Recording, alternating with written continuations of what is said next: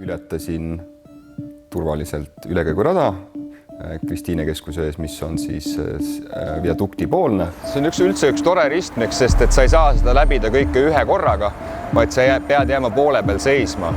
Ehk siis ma tulingi sealt poolt, kõndisin, jõudsin keskmisele Ootussaare peale.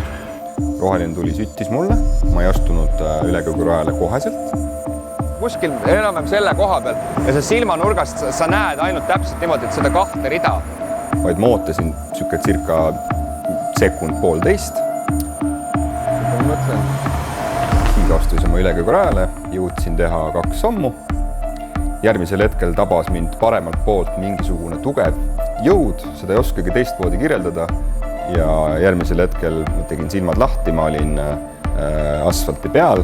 Minu kohal seisid 2 politseinikku, kes ütlesid mulle, et ärge liigutage, teiega on juhtunud õnnetus.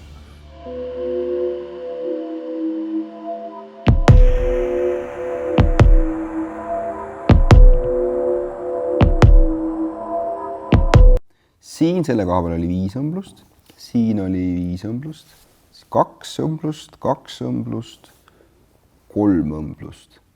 Ehk siis operatsiooni käigus parandati ära mu eesmine ristatside ehk ACL, MCL, mille nimetust ma ei tea, ja menisk, mis olid kas osaliselt või täielikult rebenenud.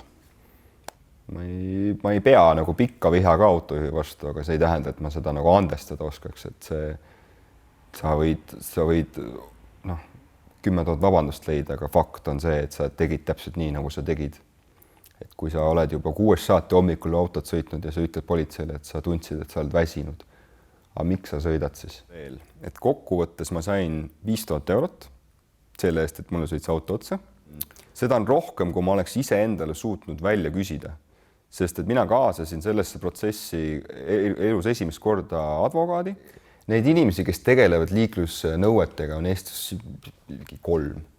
Ma küsisin kõigilt 3, üks ei vastanud mulle, siis kes ta on, Olav Jüri Luik või mis ta on, ütles mulle, et temal on huvide konflikt selle kindlustusega, mida iganes see tähendab.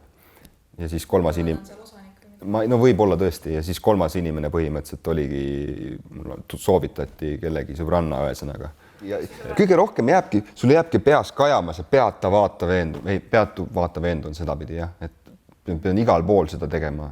Ma siiamaani veits teengi, ma jäängi need autojuhte vaatama. Et nagu see muutus on nagu nii ränk olnud ikkagi, tunned kohe, et nagu mul on roheline, tee on tühi. No aga ma vaatan ikka.